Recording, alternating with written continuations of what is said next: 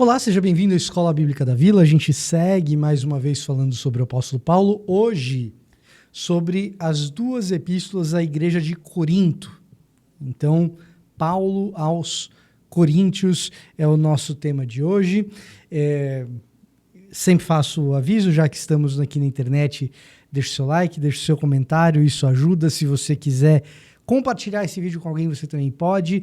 E para você ficar ligado na nossa produção teológica aqui na Comunidade da Vila, basta que você seja inscrito no nosso canal no YouTube ou que nos siga nos diferentes agregadores de conteúdo por meio de podcasts aí. Então, Spotify, Deezer, enfim, onde você acompanha o seu podcast, você pode nos seguir e então receber não apenas os conteúdos da Escola Bíblica da Vila, mas também os outros conteúdos de teologia que a gente produz aqui na Comunidade da Vila. Nós estamos numa série sobre o apóstolo Paulo. Para trás, nós tivemos uma introdução sobre Paulo, também tivemos um vídeo sobre 1ª e 2ª Tessalonicenses e também um vídeo sobre Gálatas. Agora a gente chega a 1ª e 2ª aos Coríntios.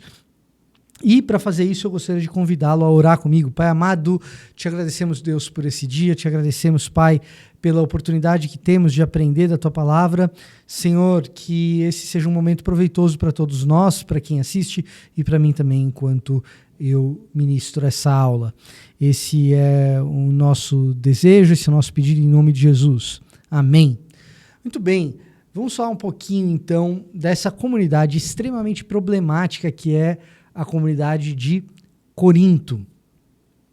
Se em Tessalônica Paulo precisa escrever para tirar algumas dúvidas da população, dos seus discípulos, já que ele saiu de Tessalônica muito rápido. Se na Galácia o problema era doutrinário e também de relacionamento entre judeus e gentios, em Corinto nós temos talvez a grande manifestação paulina a respeito daquilo que a gente chama de contracultura, de ir na direção contrária da cultura local.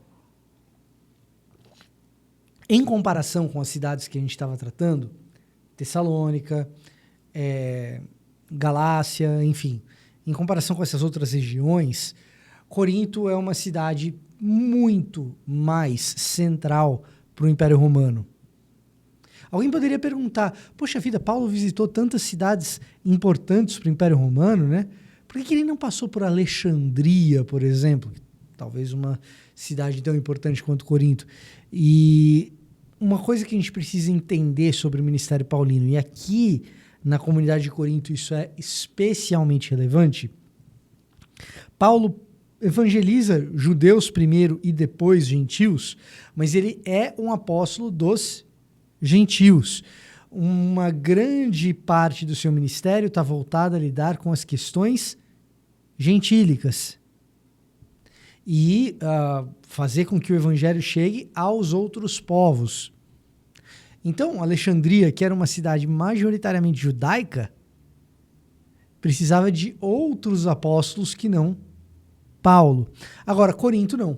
Corinto é uma cidade pesadamente gentílica. E sendo uma cidade pesadamente gentílica, ela segue tradições e culturas tipicamente imperiais. E então é nesse contexto de uma cidade, de uma comunidade que agora tem um novo senhor, que não é César, mas que é Cristo, mas que ainda tem outros costumes oriundos do seu tempo como gentio, quer dizer, eles continuam gentios, né? Mas do seu tempo distantes de Jesus, ali Paulo vai ter que explicar um pouco melhor por que o comportamento deles é tão complicado. Uma das grandes questões que permeia a carta é a relação de patronato e clientelismo tão tipicamente romana no período do Império. O que é patronato e clientelismo? O cliente e o patrão, qual que é a ideia? A ideia é de pessoas importantes, pessoas relevantes que emprestavam a sua importância para outras pessoas desde que elas se mantivessem fiéis. Fiéis no sentido militar, fiéis no sentido de um pacto de cuidado com terras ou propriedades, fiéis no sentido eleitoral. Senadores romanos seriam patronos de uma série de pessoas que angariariam votos em currais eleitorais. Já ouviu falar disso? Pois é, Corinto. Nunca pensei em nada parecido em qualquer outra cultura. Corinto. E em troca dessa fidelidade, o patrono daria privilégios dentro da cultura romana, isenções de impostos. Em troca dessa fidelidade partidária na questão do voto, o patrono concederia determinados favores do Estado. Pois é, Império Romano, Corinto. Nunca vi nada parecido. Ironias à parte, essa relação de patronato e clientelismo ela era diferente um pouco da nossa relação atual, em que compra-se um voto. Não, o patronato ele compra fidelidade. É muito mais do que um voto. E a relação entre patrono e cliente é muito mais profunda do que meramente de uma transação.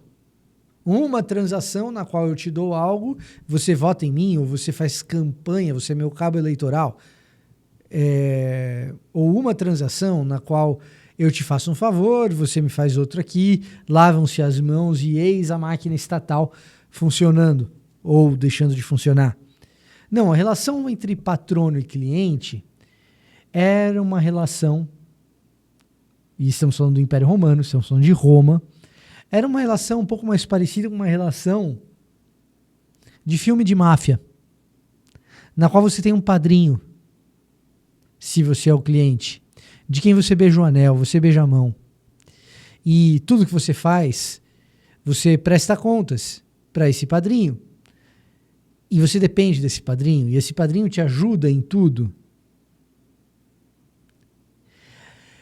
Essa relação faz com que você muitas vezes tenha orgulho de quem é o seu patrono.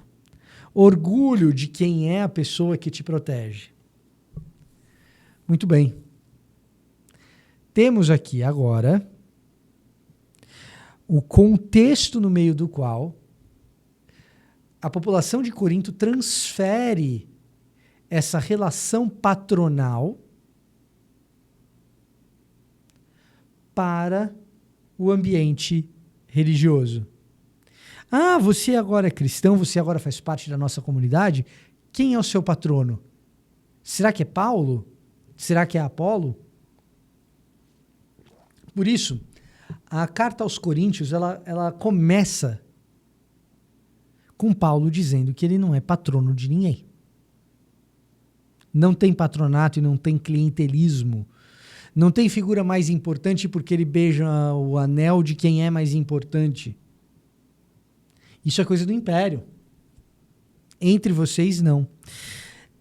E a ideia faccional por trás do patronato e do clientelismo cria uma igreja em facções, dividida em Corinto. Então o problema inicial que Paulo quer resolver quando escreve para aqueles coríntios que ele tinha evangelizado, o problema inicial que ele está tentando resolver é: vocês estão divididos. E vocês estão divididos precisamente porque vocês ainda estão funcionando como império. Vocês não podem funcionar como império, vocês têm que funcionar como reino. E daí a ideia de que, enquanto Tessalônica enfrenta um problema teológico e de treinamento e de discipulado, e a Galácia enfrenta um problema de convívio que tem raízes na teologia, Corinto enfrenta um problema de convívio que tem raízes na cultura, e Paulo tem uma teologia que se opõe à cultura. Portanto, tanto em 1ª quanto em 2ª aos Coríntios, o que nós vamos ver é Paulo desfilando um conjunto de argumentos a respeito de fé e cultura e como fé e cultura dialogam ou se digladiam, dependendo do contexto. Tanto em 1ª quanto em 2ª aos Coríntios, Paulo vai adotar uma espécie de retórica na qual ele delineia a teologia, ele explica a teologia, quase que deixando claro para aqueles irmãos em Corinto como uma teologia cristã briga com determinados elementos culturais e com outros ele é indiferente e com outros ainda ele concorda. E o tempo todo Paulo retorna para uma lógica, tanto na 1ª quanto na 2ª carta, na qual ele não se presta a responder sim ou não, este ou aquele, é pecado ou não é pecado. Paulo diz, decidam. Com frequência, Paulo diz, a teologia é essa. Agora é com vocês. Exceto em 2 casos emblemáticos. O primeiro, da facção, precisa resolver o problema da facção.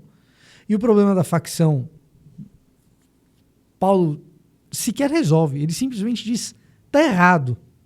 Se resolvam. Eu batizei 1 ou 2 aí no meio de vocês. Então não venham dizer que eu sou patrono.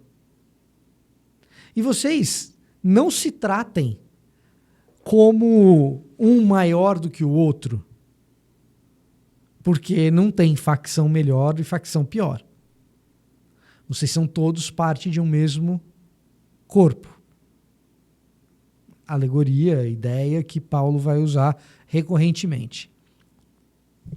E no outro caso, é o caso, no capítulo 5 de 1 aos Coríntios, em que o problema comunitário é tão grande, que ele é maior do que o problema cultural de Roma. Ou seja, nem entre os ímpios, nem entre os romanos acontece isso que está acontecendo com vocês. A saber, o rapaz que está possuindo a esposa do próprio pai. Uau! 1 Coríntios 5. Então, eu, mesmo estando ausente de corpo, presente em espírito, eu sentencio. Tirem esse cara do meio. Tirem esse cara do meio de vocês. Esse cara é um perigo para a comunidade.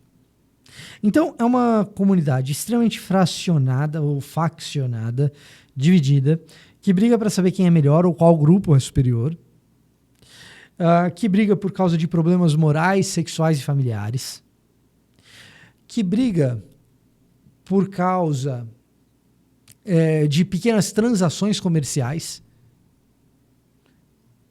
Então você tem ali, 1 Coríntios 6, o pessoal brigando por causa de contratos e pequenas questões comerciais e indo à justiça para resolver isso. Isso é da época que vocês eram do Império. Pequenas questões comerciais, vocês têm que saber resolver entre si.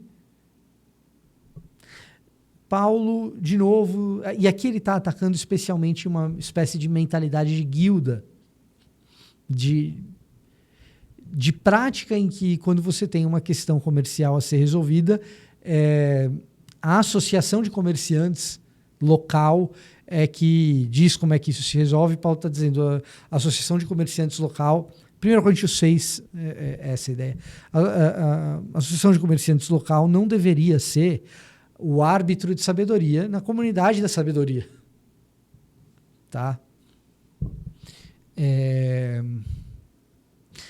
bom ter uma nota a esse respeito, porque algumas pessoas usam o texto de 1 Coríntios 6, a partir do versículo 1 mesmo, para dizer, olha, tem problemas entre vocês, não procurem a justiça secular, resolvam entre vocês. Bom, se forem pequenos problemas, pequenas causas comerciais, como o versículo 2 dá a entender, dentro desse contexto, inclusive, de patronato, clientelismo e de guilda, se forem pequenas querelas comerciais, é isso mesmo, resolve dentro da comunidade. O problema é que muitas vezes isso é usado para crime, né? Abusos dentro da igreja, tal. O pessoal fala, não, 1 Coríntios 6 diz para não levar para a justiça. Pera. Pequenas causas comerciais a gente não leva para a justiça. Crime tem que levar para a justiça secular, sim. Tá? Então a comunidade dividida para saber quem é melhor, para saber qual grupo é melhor. É uma comunidade dividida por questões familiares e sexuais. É uma comunidade dividida por pequenas causas comerciais. É uma comunidade dividida pela embriaguez e pela diferença econômica dos membros. 1 Coríntios 11. E é uma comunidade dividida pelas manifestações sobrenaturais do Espírito Santo de Deus. Pensa numa igreja bagunçada, hein? Você tem facções dentro dela. Você tem problemas de ordem sexual, escândalos de ordem sexual, escândalos familiares, escândalos financeiros, problemas de relacionamento comercial entre membros, um monte de gente com dons sobrenaturais e brigando por causa deles. Parece alguma coisa que a gente já viu? Ainda assim, essa comunidade cheia de problemas, Paulo chama de igreja e confia na restauração. Por isso ele escreve 2 cartas para essa igreja. 2 cartas nas quais ele clama para que aquelas pessoas deem mais voz e deem mais ouvidos para Cristo e para o reino do que para a ideologia imperial. O grande ponto de 1 e 2 Coríntios na nossa grande história de um Deus que cria um mundo originalmente bom, que é corrompido pelo pecado, mas que Deus não fica de braços cruzados quando vê o seu mundo sendo corrompido. Ele inicia um trabalho de purificação por meio da família de Abraão.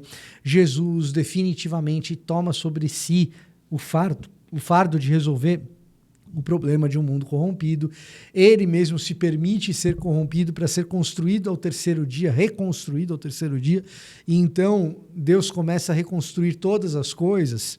No meio desse reconstruir todas as coisas, a começar pela igreja, existe uma tensão entre um mundo corrompido e a visão de um mundo restaurado que deveria estar na igreja. 1 Coríntios e 2 Coríntios lida com essa tensão. Como uma igreja que deveria ser um marco de restauração e, na verdade, está mais afundada no lodo da corrupção, como que você lida com uma igreja assim? É o papel dessas 2 cartas dentro do grande plano da redenção que a gente encontra ao longo do texto bíblico. Tá? No mínimo, são 2 cartas que deveriam nos ensinar a sermos humildes e que a comunhão entre os diferentes, em especial os diferentes do ponto de vista social e econômico, não apenas econômico-financeiro, mas social e econômico. Quem é do patrono tal? Quem é mais importante? Quem tem o tal sobrenome? Quem tem... Nada disso no reino de Deus importa. O que importa é que gente com sobrenome Silva ou com sobrenome importante sentem na mesma mesa. Não importa se você é filho do fundador da igreja, se a sua família tem todos os presbíteros, se você... Não importa. É todo mundo irmão. É todo mundo igual. Esse é um grande ponto. E todo mundo também é diferente. Cada um tem um dom. Cada um tem um jeito de ser. E nessa diferença, todo mundo senta na mesma mesa. Então, 1 e 2 Coríntios tem essa tônica importante para que a gente conheça e entenda melhor o que acontece com essas duas cartas do apóstolo Paulo. Na aula que vem, a gente vê Romanos. Então, se você gosta das discussões grandes, teológicas e tal, talvez a gente passe rápido por elas, que a nossa ideia é situar Paulo nesse grande plano redentivo, né? Mas Romanos, inegavelmente, é a carta mais teológica do apóstolo Paulo, então a gente vai abordá-la na nossa próxima aula, que você não pode perder. Eu vou ficando por aqui. Até a próxima.